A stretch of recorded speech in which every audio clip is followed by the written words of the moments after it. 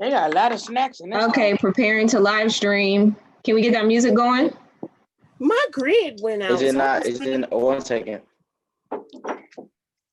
Is it not sharing?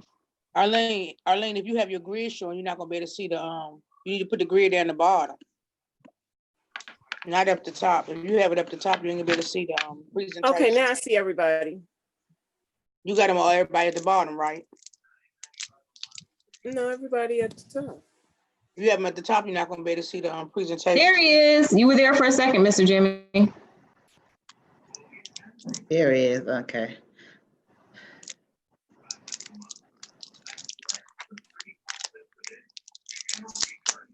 How do I put it at the bottom? Carol. Blink your eyes. That's it. You know what? Carol, What you gonna do? Doug. You mess, I can't see you. Mr. Jimmy, unmute and stop playing with the camera. Just press start video. Oh, Cora on here. What? Where you at, Cora? I can't see nobody but one person. I can only see you, Carol. Okay, so you see a plus by that box or something down there, a little blue circle. In the upper. Gotcha. Touch that little blue circle. It'll line them people across the bottom, and then you can swipe across and see who else there. I got you. Thank you, love. Thank you. Thank you. And that's not Miss Clark's picture. I don't know who put that in. Yes. There's a lot of people joining there now in the waiting room. That's okay. It's 2:57. We're good. Can we start the music? You don't hear the music? Nope. Nope.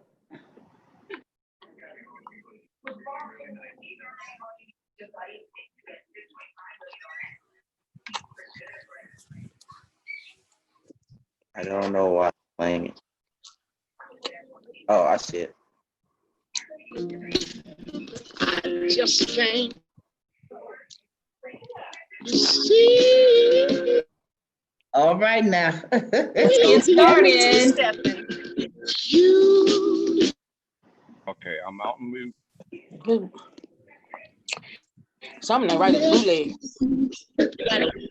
Okay, Mr. Jimmy, we saw your face for a second. Okay, shoot. I know you can, yeah, okay, leave it, perfect. I don't see nobody's face. We see you.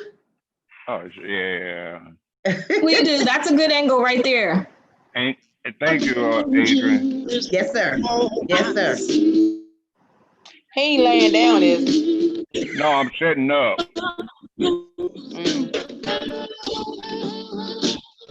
Okay. We are about to get started. Thank you to everyone who has joined at this point. We've got about one more minute. Let me see you. I don't hear nobody. That's because we're just playing music right now.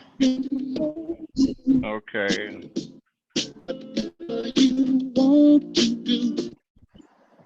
I don't hear the music.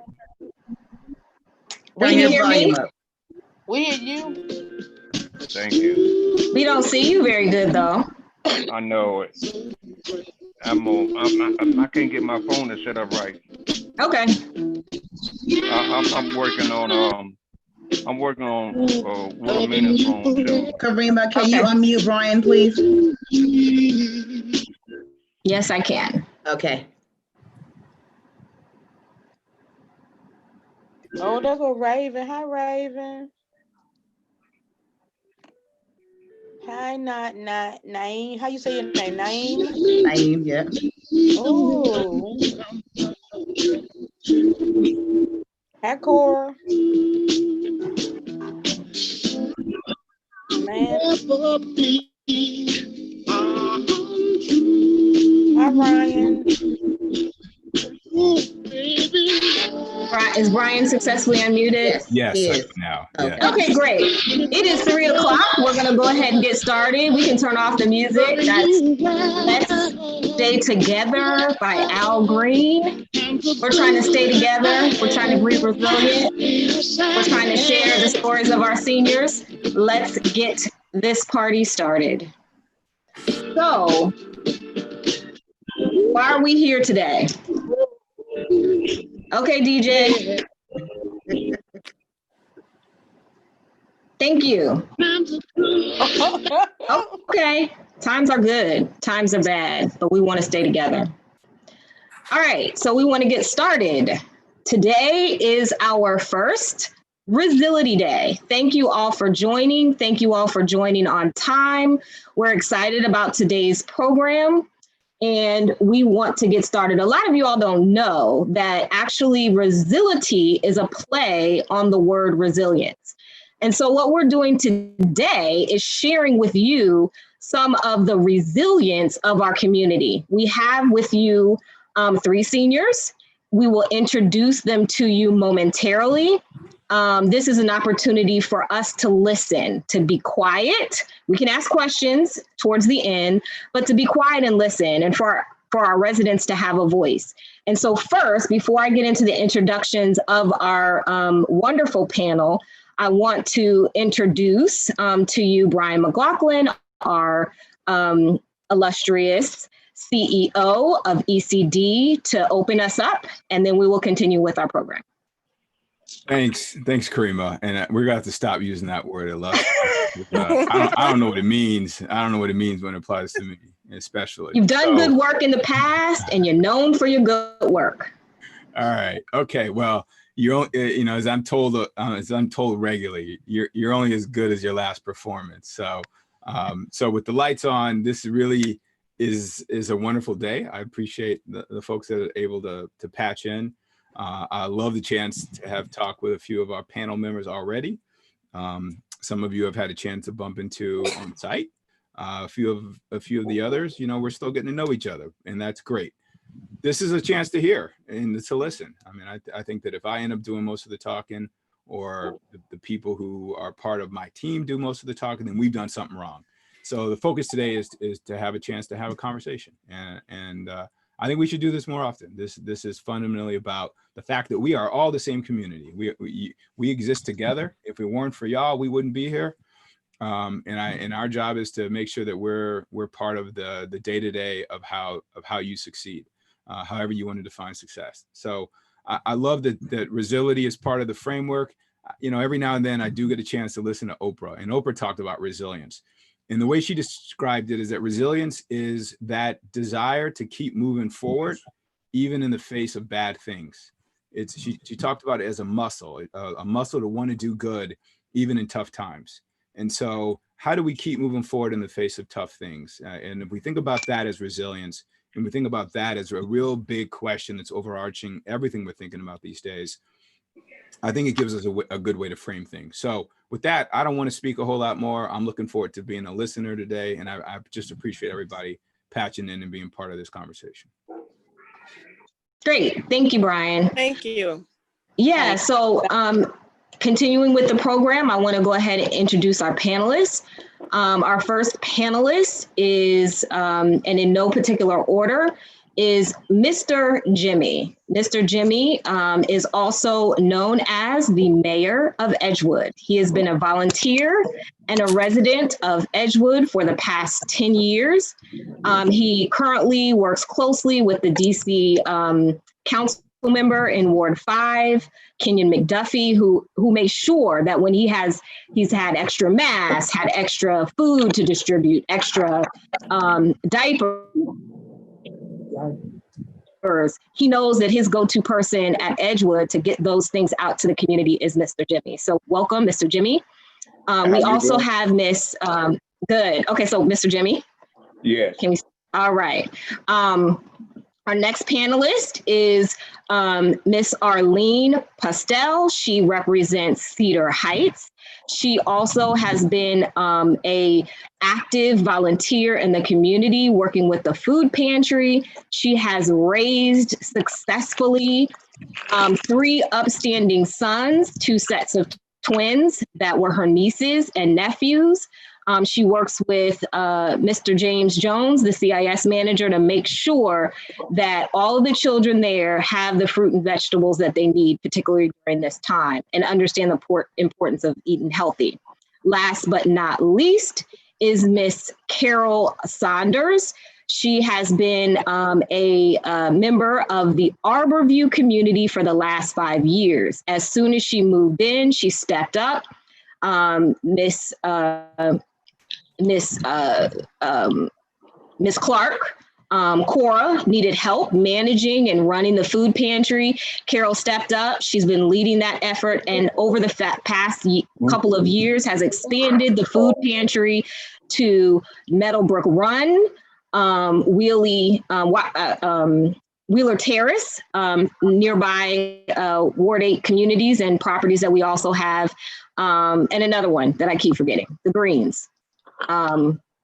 So all three of our panelists are represent not only our senior community, but very active volunteers in our community that are making sure that they step up and do what's needed to help their fellow residents.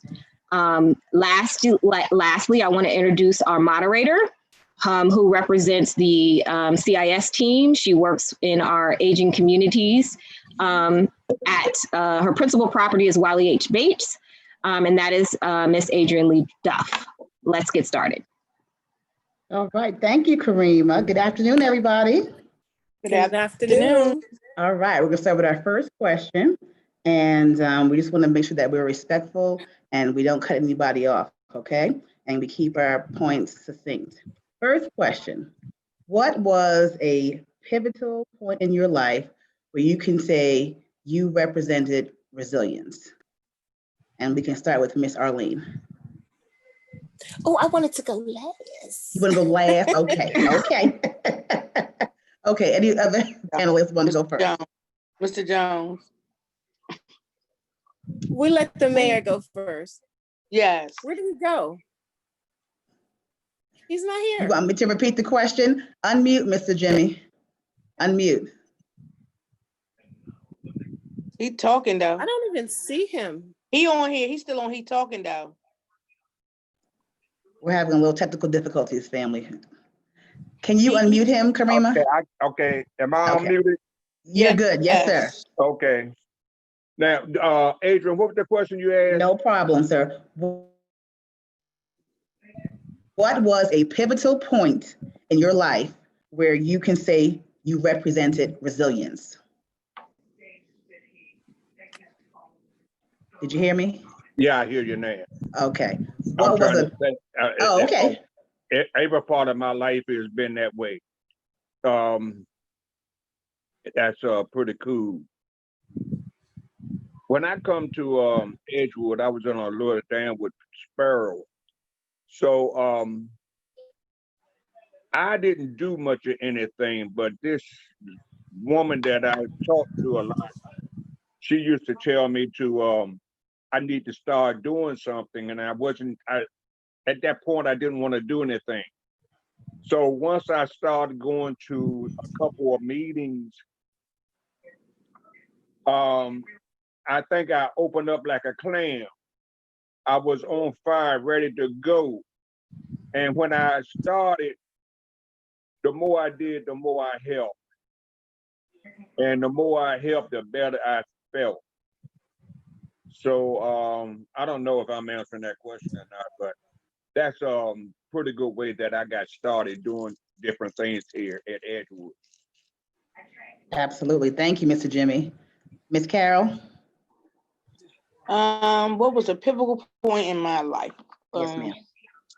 Well, I was at once homeless, and before I came here to Arborview, and I had challenges, disabled and everything. So what I decided to do is to turn that this being disabled into a positive thing. And once I came to Arborview, and then I met Ms. Clark and other ones, I figured, ooh, I can make a difference.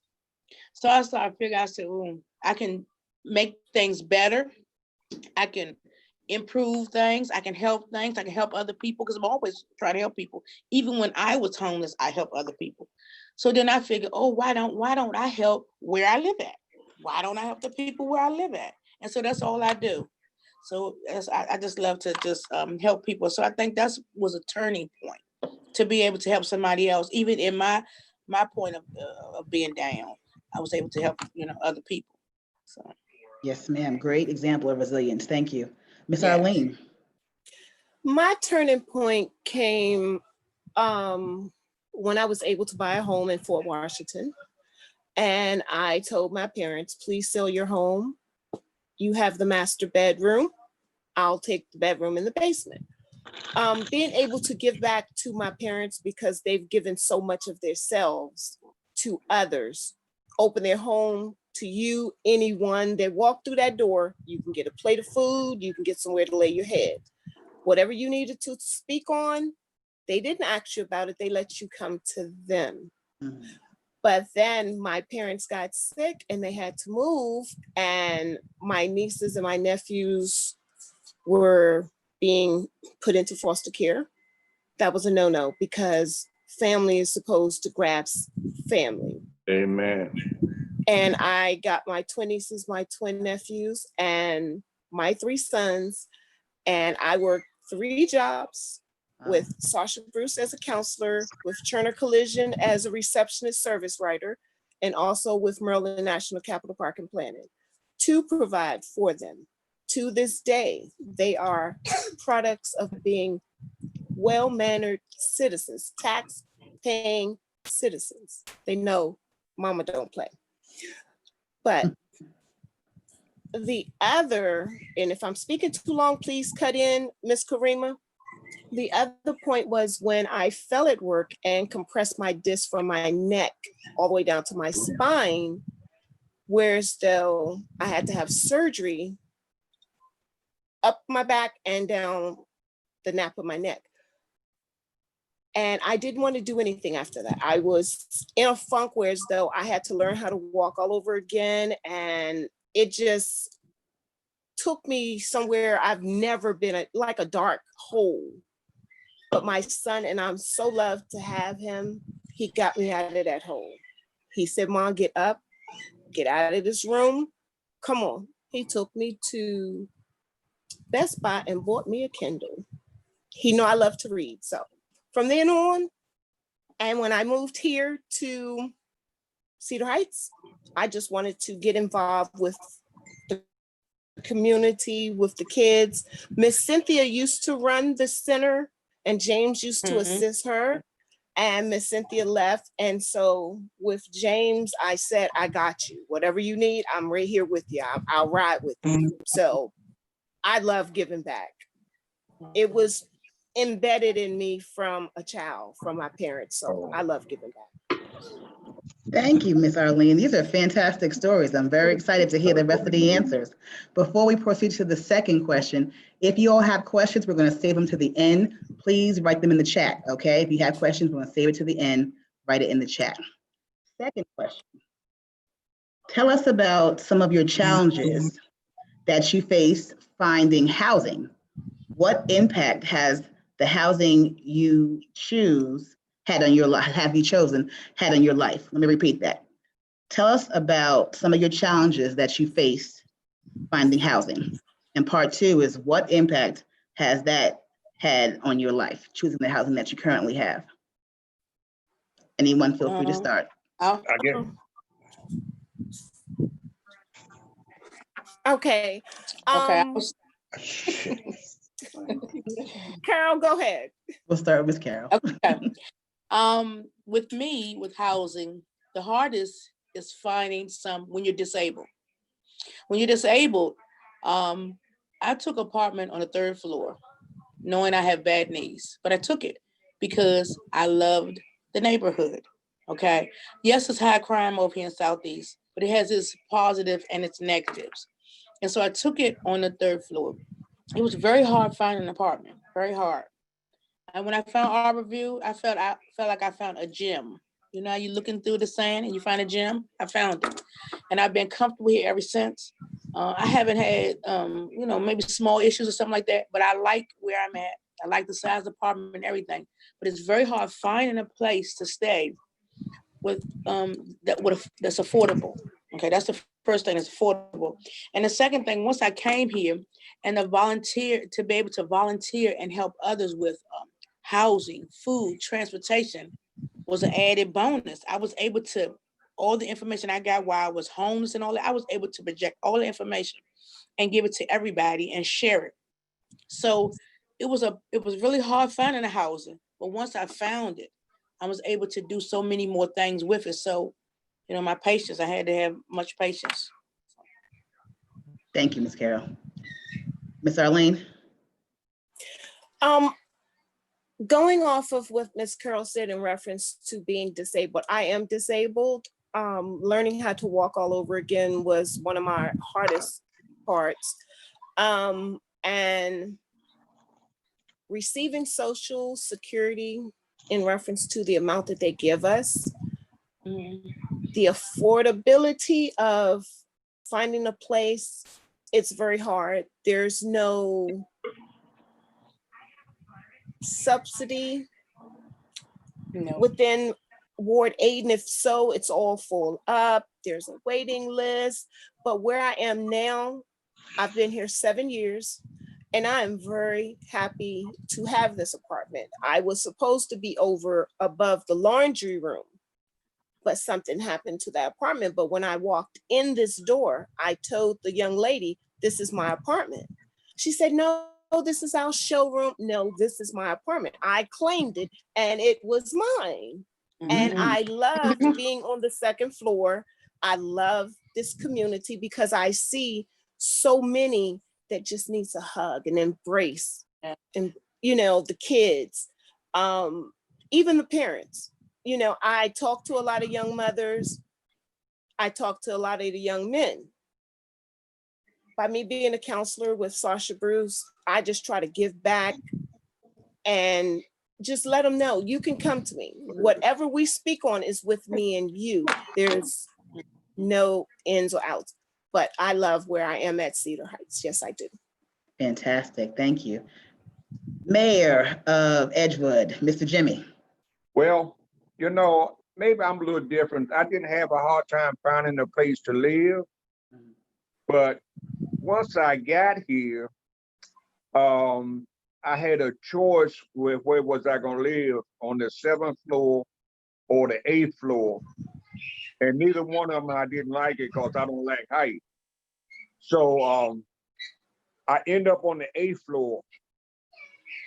And once I got on the 8th floor, I think I slept in my living room for almost a year before I got used to being up here. And then after that,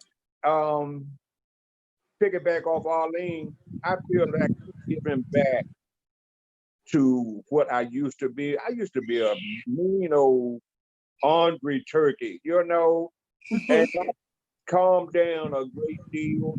And I found out that, I get a lot more through giving and for making people laugh, because a lot of people tell me that I am mentally challenged.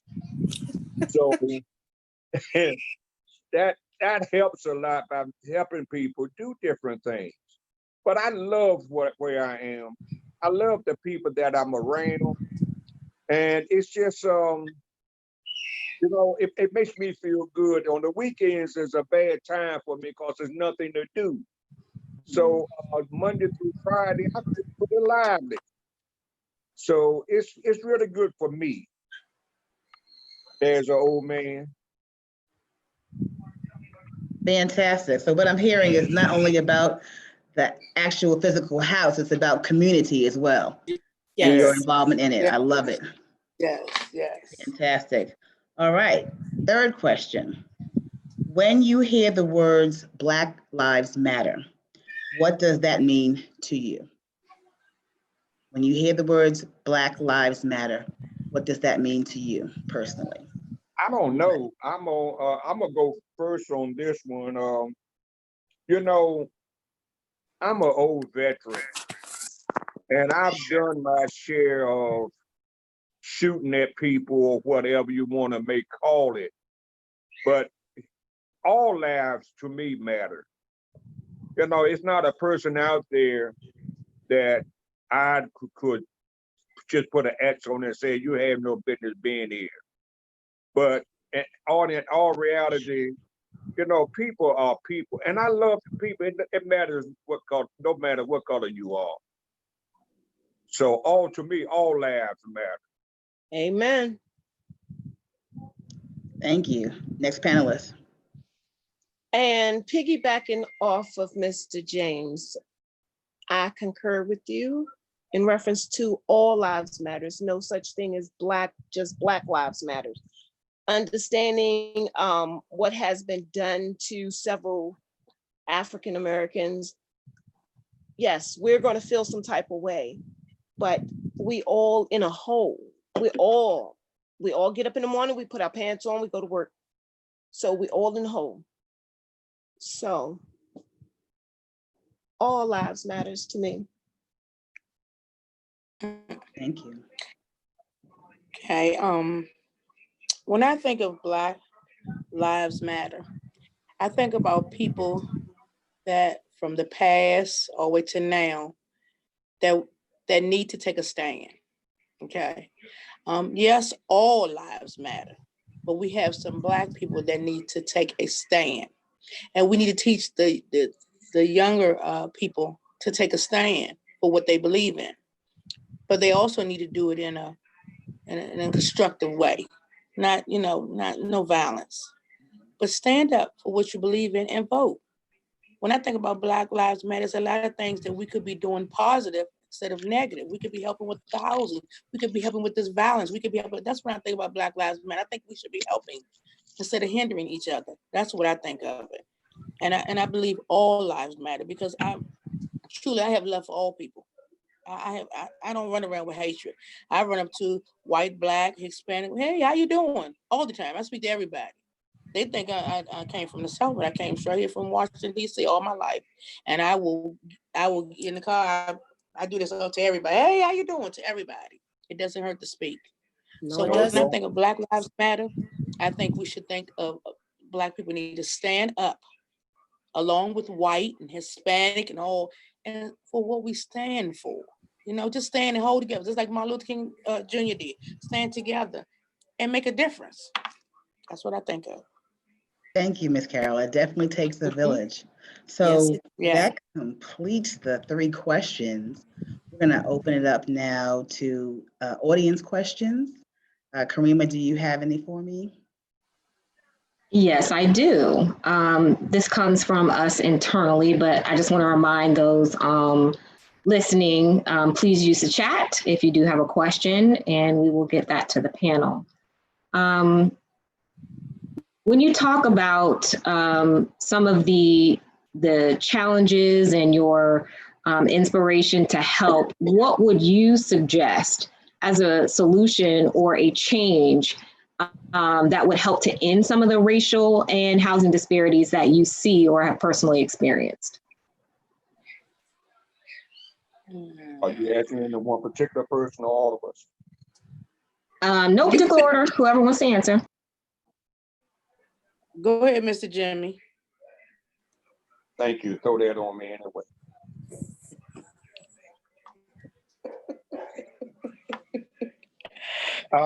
Okay. I don't, I still have problems I'm going through, but I'm going through with what I do. I don't know. I don't forget the question. Oh, no. What some of the solutions to some of these challenges that you faced or you see, like the racial climate that we're currently experiencing, or some of the housing disparities or issues that you may have experienced or know of? So both housing, racial issues, what would your solution be? What do you think can be done to help? Oh no, what I try to do is I look at a person hard and I talk with people. I don't see a color in a person. That's me. I don't raise my children to look at a person of any color to see that think this is wrong and this is wrong. When my mom raised me, my mom taught me to speak to anybody. She said a dog will wag its tail.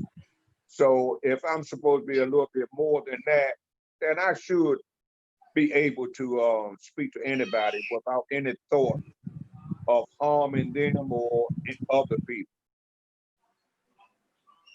And with the living condition, the apartment complexes or stuff like that, we just had a few people that moved in and they have already fallen in love with what my suggestion to them was. And I try to help everybody that I know that's moving into this building about what's going on and how things can be, especially after once this pandemic is over with, things that we can do, because we'll still have a movie night. We'll still have a party every third month. We'll still be doing Coquino. You know, we'll be going to the grocery store every Wednesday. This is something that has helped people, especially the seniors around here, to move, not to be caught up in these four walls. So, and I love this part of what we do.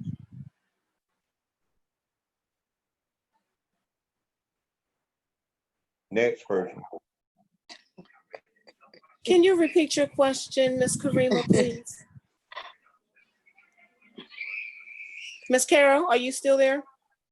I'm here. Okay. Sure, I can repeat it. I kind of paraphrased, but essentially, what would you suggest as a solution to some of the racial disparities and housing disparities that are currently existing, or that you have experienced in your life? What would your solutions be? Voting.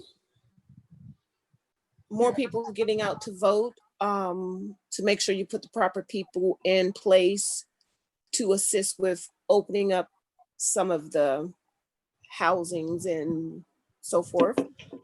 I can't say I've had any in my life, but I did have a young mother that was actually sleeping in my hallway with her child, and she had nowhere to go. I called the young lady that I knew of, and she assists that young lady into getting into shelter. And now that young lady has housing for her and her daughter, because I told her, I said, I do care. I said, but I have a disabled son and I have my 3 grandkids here with me. I said, I will take your child in. You always somewhere where you can lay your head, but you can't take your child. I said, so if you're somewhere you can't take your child, you should not be. I said, but I will take your child in. So I took her child in and everything. She would come see her child. She was able to get housing. She's doing good. Amen. Your second question, repeat that to me, please. Because I know I can go on and on and on.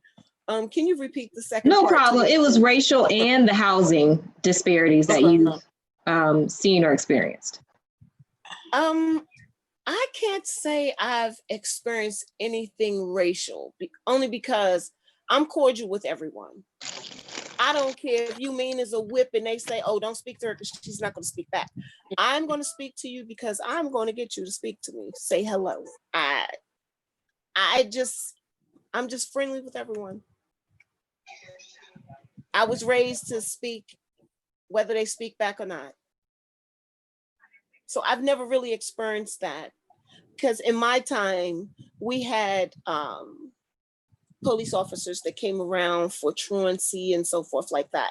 My mom told the police officer, told the school that I was at home sick, in which I was, and the truancy came to the house and came upstairs and seen me in bed, coughing and carrying on like I was losing my lung.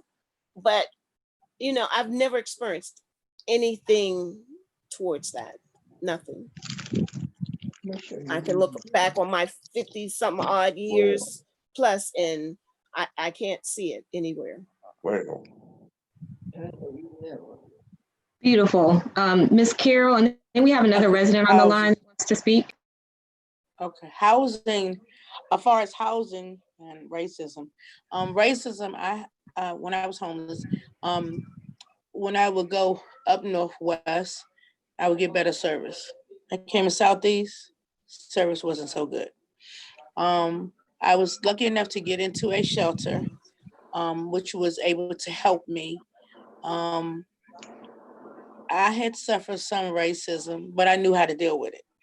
And how I say how I deal with it is that sometimes I had to, because I know I can talk, and sometimes you can talk yourself out of something. So I had to just be hum and know how to deal with it accordingly. And then vote, people would vote and people would identify their barriers and work with each barrier that they had. It might be a job, it might be money, it might be something, whatever your barrier is. If you work with each one or have some place that you can go to work with that barrier, or you had somebody to work to or something. And I had those, I started pulling all those different things together and tying it's like tying a knot up. I had to tie all them barriers up. And that's what helped me out, helped me into getting into it. Because I had to go. I had to walk the plank day and night, get out.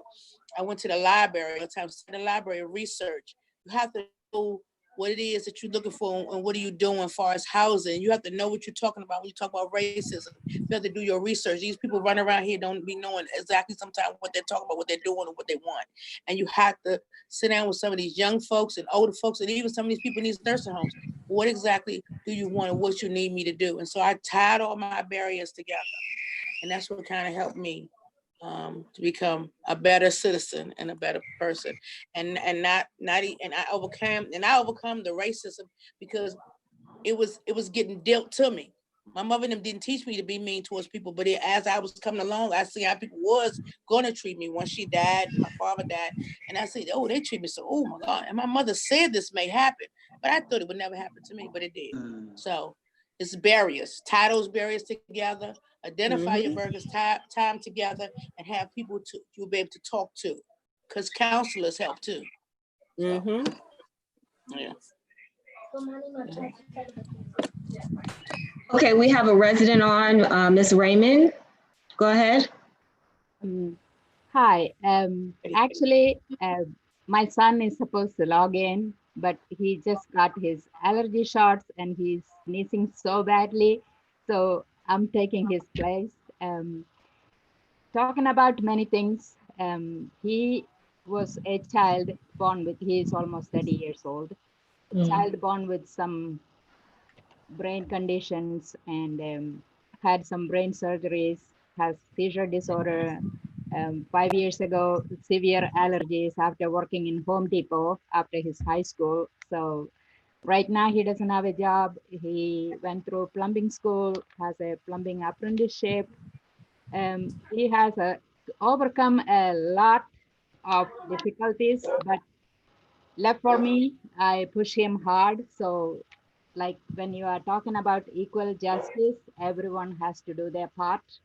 You cannot be like, okay, I cannot do this today, I can't do that today. And my son is also biracial, so with his African genes, he is considered Black. And I don't have a problem with anything mixing with anybody. And I advocate strongly for equal justice. If I see something with any race that is not right, I will stand up and say, well, what you're doing is not right. Because you have to say that. People will understand when you say, okay, this, and this, you are not doing right. You have to tell them. Sometimes people take things for granted. So equal justice, you have to speak up. And I have taught my kids, I have two other daughters who are regular, doesn't have any disability, but they still have their struggles. One live in California and one live in Texas after they went to college, but my son is a hands-on person. He is good with working with like, you know, on the field. He's not a book guy. He can learn with visually because all the plumbing classes, he took it through video and in classroom and lab work. So I think everybody has challenges, but we have to put in our best. That's just, you know, and he did have after, I he got his apartment on his own because he's considered, you know, independent individual, although he has health issues and also some developmental disability, intellectual disability to some point, but he can figure out his things with support. So in the night, he has a live-in aid where he lives in the apartment, which is in Fairfax, where I am right now. And with COVID and situations, the live-in aid was not coming, and the apartment had some other restrictions.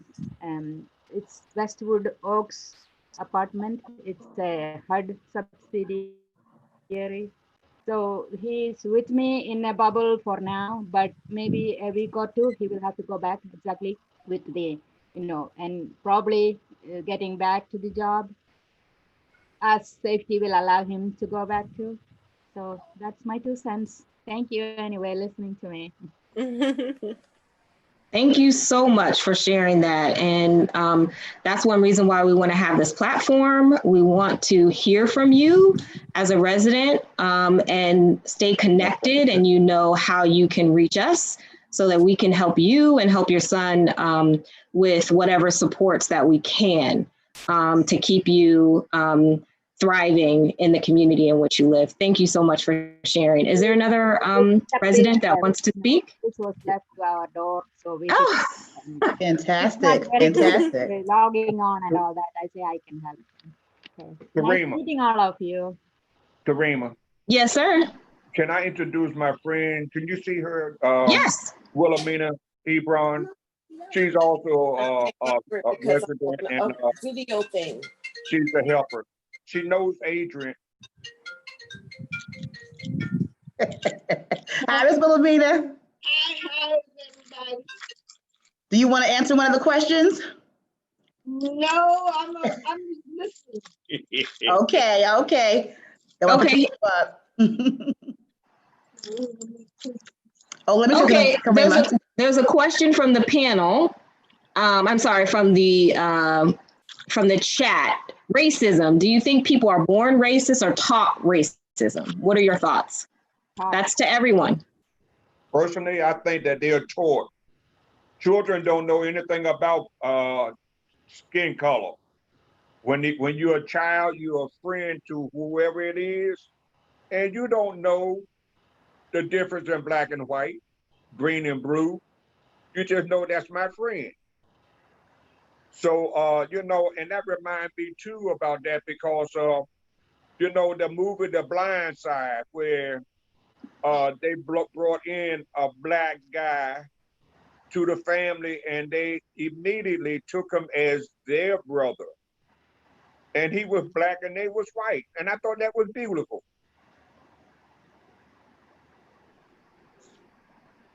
Yes, sir. Okay, let's see. Any other questions from our chat? Okay. How about technology? Let's take this question. How are you using, or how do you see the development of new technology like Rezility? That's what we're here.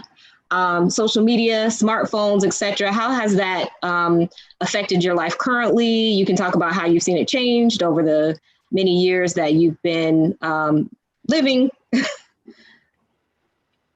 How has technology affected your life? I love it. I'm a technology type person. I have everything that you could go about. Do y'all remember, y'all not old enough to remember the standard typewriter where you had to almost hit it with a hammer to get it to hit a key?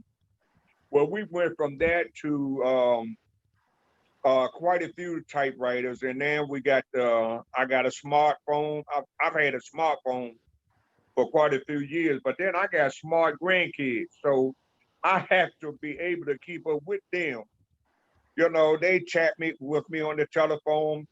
When I was a child, people used to tell me that you'll be able to see the person you're talking to on the telephone. And at that time, it was really unbelievable. But look at the times now. You could start your car from inside the house. You can find out where my son or daughter is with my car because I can tell you where my car is. Or, you know, all this stuff is good for people that like it. There's a lot of people that still in the woods and they don't know about it. You know, I have a brother that he don't care anything for stuff like this. He don't like the earphones. He don't like anything. He just uses his phone to answer with, and that's it. Thank you. Anybody else? I have 2 chat questions, Karima. Okay. All right, so one is, what motivates our panelists to keep going? What motivates them to be active in their communities?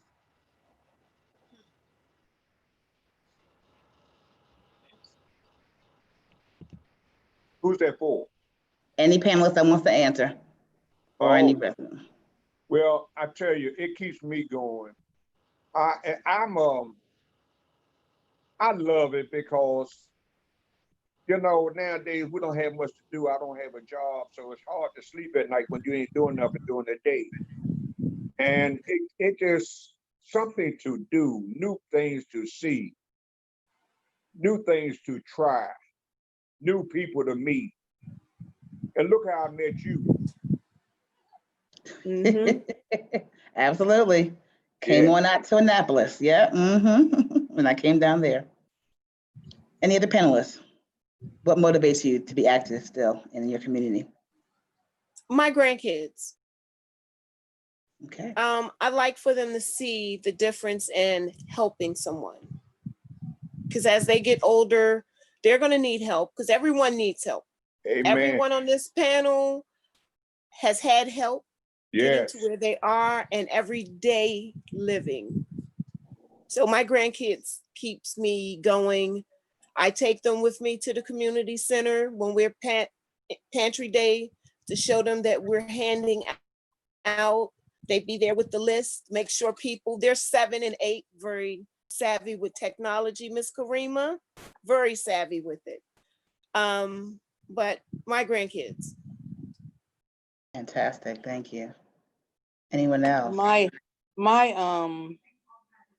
I love helping people. I just love it. I just love to give. I go and buy and give. I take my last $5 to go give. And this girl said she didn't have nothing to eat. And I ain't had no money. I went and took the last of $5. We went right up to Dollar Tree. And by the time she finished, she had her a nice little meal. Just rocked and everything. So I just like to give. I don't care who it is. I put stuff in my car. Huh? Bring me a sandwich when we finish. I will. Listen, I will. Don't underestimate because I will. I have took and loaded my car up with a lot of stuff. I take it from one spot to the next. And I don't care. Load it down, hightail it all. I ain't got no air in the car. I ain't care. And I just give. If somebody tell me today or tomorrow, come right now to pick up some stuff, I will drag this one bad knee over and a good knee and put that stuff in that car and take it and give it out. I stood on corners. I did a lot of things. Giving is also, I love to give. Yes. I love it. Love it. So that's how I love to give. But I want to tell you one thing I want to say when it's about racism.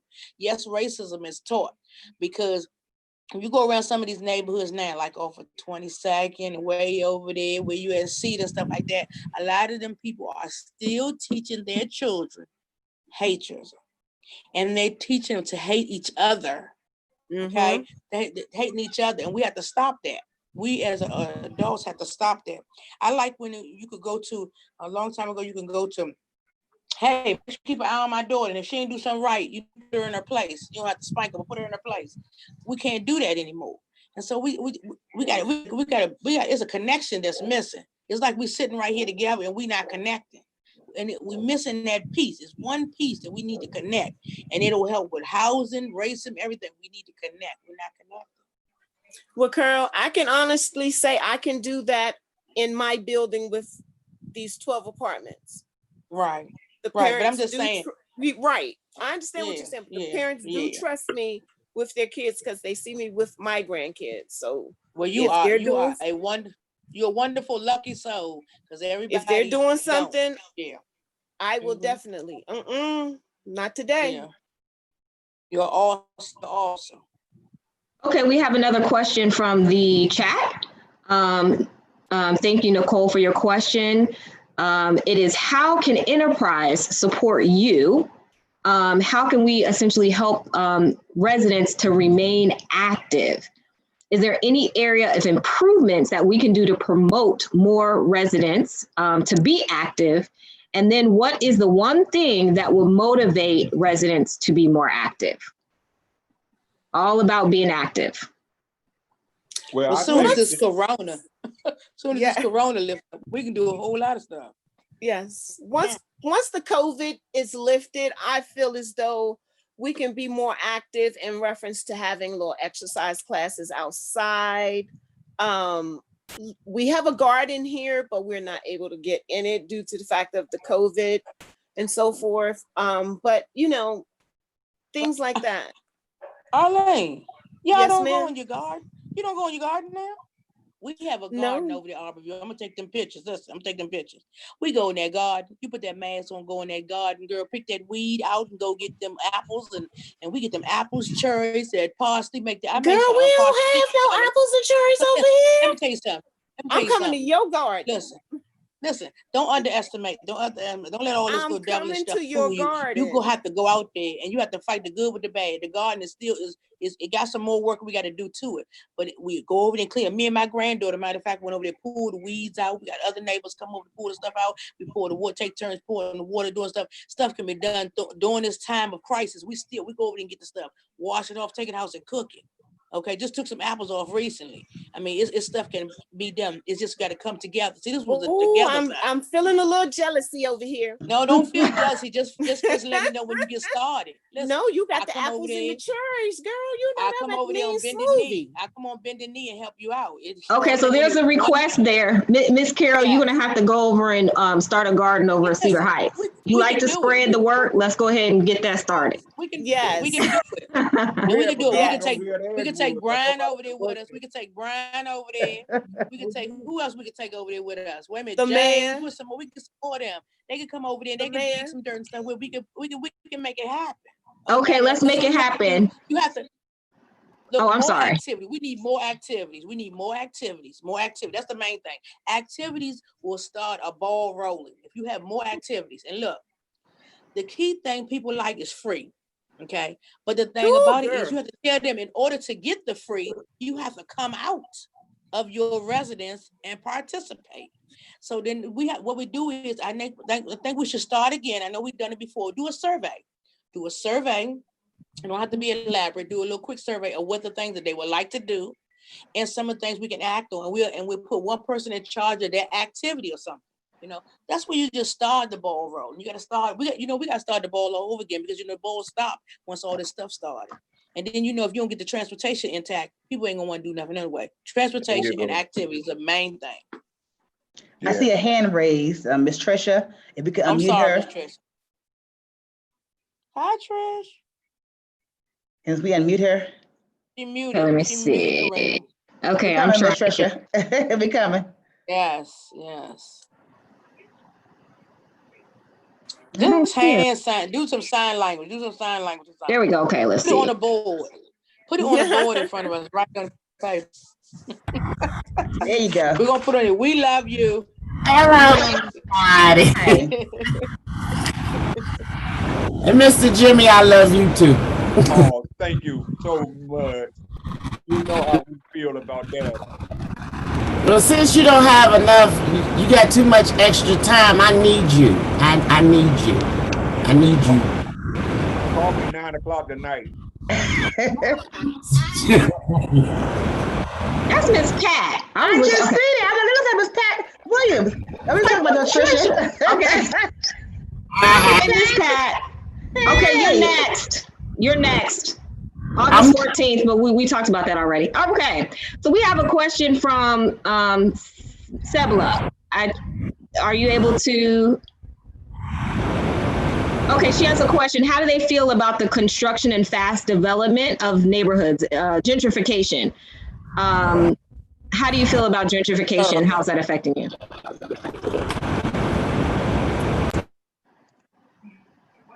Oh Lord, she got a bootleg phone. Yeah. Phone bootleg. You got bootleg phone, girl. You got. Come on, Come on back. Come back. Okay. Come back. Come back. Okay, but you all can answer that while I think she muted. Okay, there you go. Gentrification. How do you feel about gentrification? We got about 4 more minutes. I don't particularly care for gentrification because looking at the city today, there's no more neighborhoods, there's no more communities. And that's part of the disconnection between a whole lot of people.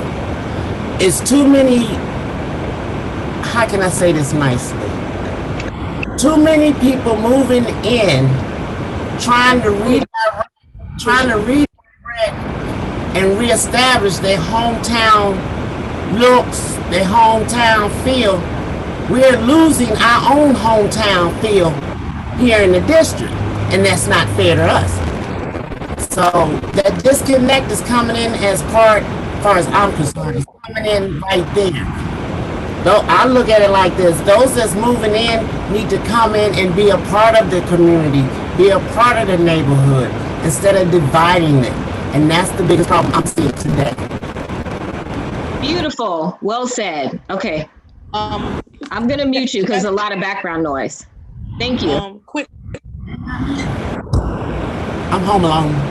Okay. You still in the country? Okay. Go ahead. Any other comments? We have about 2 more minutes before we want to start closing out and wrapping up. Anybody else want to share on that? Gentrification? I think I missed a question from Amanda. No other comments on that one? Are there any other residents on that want to share? I see some numbers on here, some guests.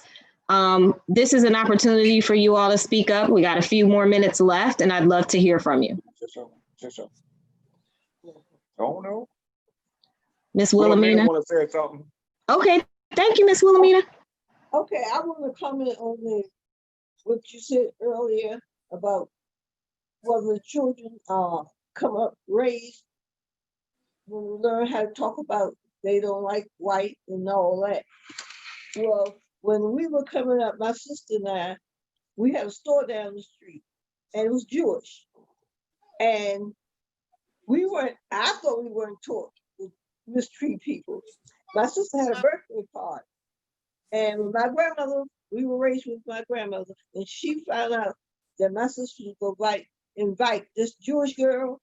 She wouldn't let her come because of her race. And my grandmother was from South Carolina, from Allendale, South Carolina, but she was prejudiced. She would not let this young girl, who was about 7 years old, come to this party. But we could go in the store and buy stuff, and she would send us to the store, but she couldn't come and have cake and ice cream with my sister. So I think we teach these kids that. They don't know. I didn't know the difference. And the same way when we had dolls, my grandma bought a black doll, she bought a white doll. My sister, when I touched that black doll, I had to take the black doll, and so that shows you it was prejudice all around. She would not touch that doll. She wanted that white doll with blonde hair. But yet and still, she could invite this little Jewish girl to her birthday. So it's prejudice on both sides of the fence. Some of us blacks, and I had a niece, if a white person sat on the bus beside her, she would get the move.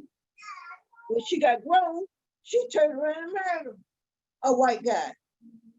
So it's a lot of prejudice, and it's a lot of people being misled because we are all the same. But that's the way the cookie crumbles. Okay, thank you. Thank you so much. Thank you to our panelists. We appreciate you. We don't want to be the end of this. We want to create as many opportunities as we can to allow your voices to be heard, for your wisdom to be shared. We want to close out. So I want to say, obviously, thank you for joining. We are going to do this once a month. So this is our first Rezility Day, sharing resilience with Rezility. We'll be back next month, the second Friday in August 14th. So you'll get more information about that. Thank you very much again to all of our residents that joined.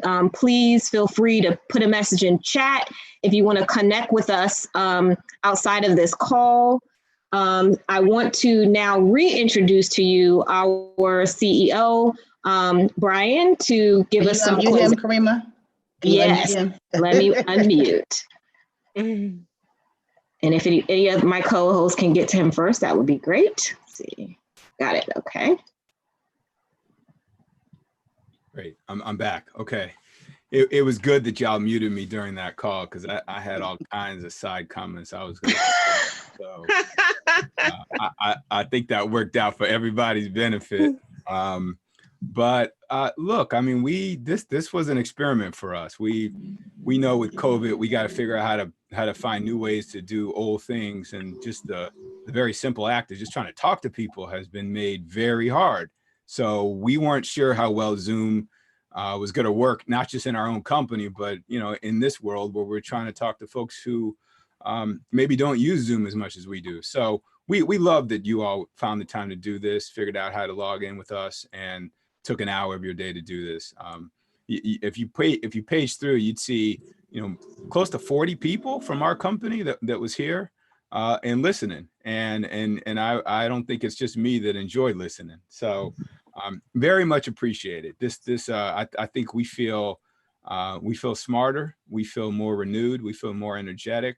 And I think this is exactly the energy we needed for me and my team going into this weekend.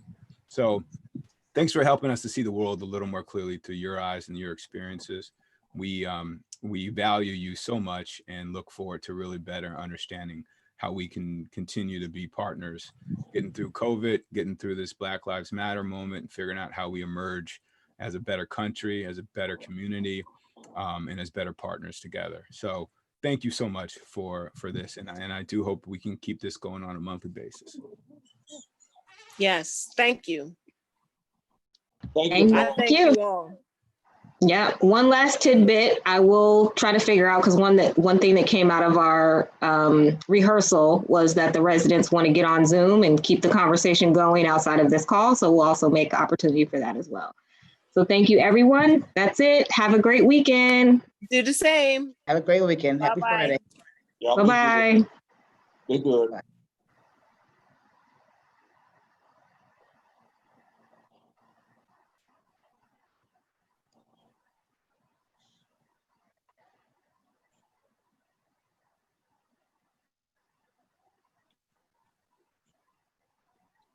Well, she made like she was coming up.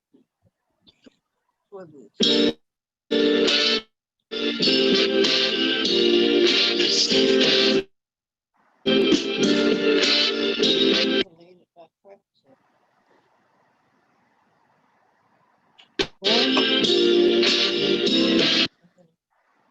I was keeping my ass on. You went up there and went to bed. I went up there and took my clothes off. What? I laid there. This woman called me and told me to get on Zoom.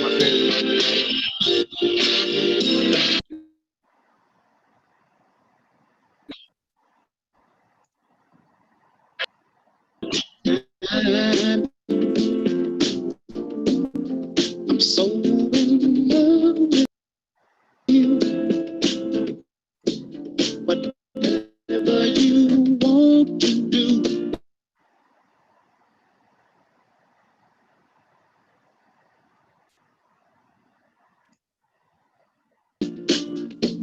It's all right with me. I'm so in love.